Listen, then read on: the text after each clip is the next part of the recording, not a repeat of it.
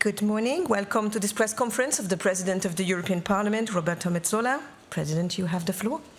Good morning to you all. Just about today, the European Council is the last one, we think and hope, for this year. And as I said on my way in, while in 2024 we stood up to be counted, we delivered. In 2025, we need to step up if we are serious about asserting Europe's place on the world stage. And that's what today's discussion is about, both inside and outside Europe, and we need to be as forceful in that messaging as possible. In my exchange with the leaders that ended a couple of minutes ago, I passed three messages. First, on Ukraine.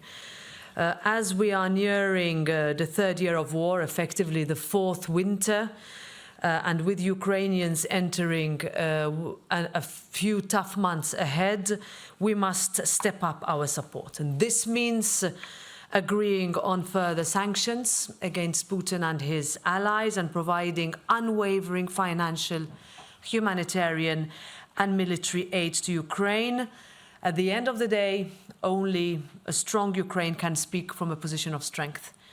And we need a path, as I told President Zelensky and his team, and as we told him in the Parliament whenever he was present and had the opportunity to talk to us, we need a path towards real peace, with a guiding principle which is against all odds, and no matter what the cost is, nothing about Ukraine without Ukraine.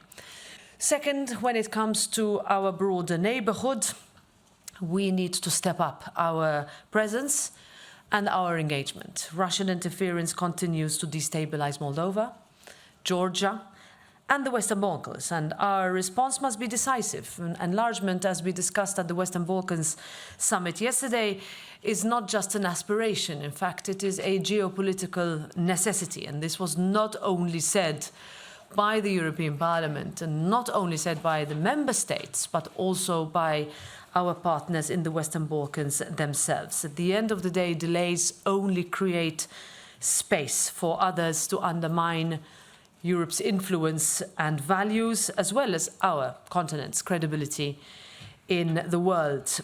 On Georgia and Moldova, first of all, the people of those countries are calling for a European future.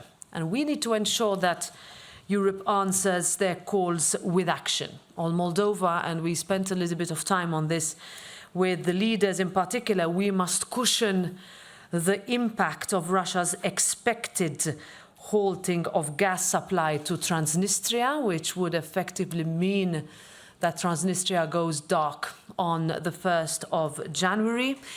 That case, we have to be ready to step in quickly in order to ensure that people do not face enormous and unsustainable bills. And after a very difficult campaign on the EU path and a very difficult presidential election, with a clear result, but as we work towards what will be a very tough parliamentary election, we cannot have people who will, as a first measure, endure and face enormous and unsustainable bills. So also on the growth facility, I reassured the leaders that for Moldova, the European Parliament is pushing forward fast, as I would like this Parliament to become more efficient and agile in adopting legislation, of course, with full respect to our legislative mandate and powers.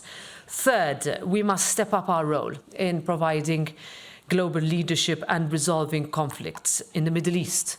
The European Union's role remains vital, from supporting ceasefires to ensuring humanitarian aid and striving, not letting go of this, for long-term peace. In Syria, the situation is critical. We have millions of Syrians who are looking for a free, stable and secure future as Bashar al-Assad brutal regime lies in tatters. And what happens next matters.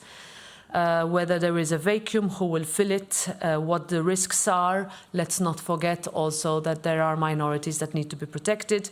Also because anything that happens in Syria will have repercussions in our member states. Finally, I also reminded my fellow colleagues in the European Council about the situation in Venezuela. And this is, and not only because of, but this week in Strasbourg during our plenary session, we honored Edmundo González Urrutia, the country's legitimate president-elect, and Maria Corina Machado, the leader of the Democratic Forces, with our 2024 Sakharov Prize for Freedom of Thought.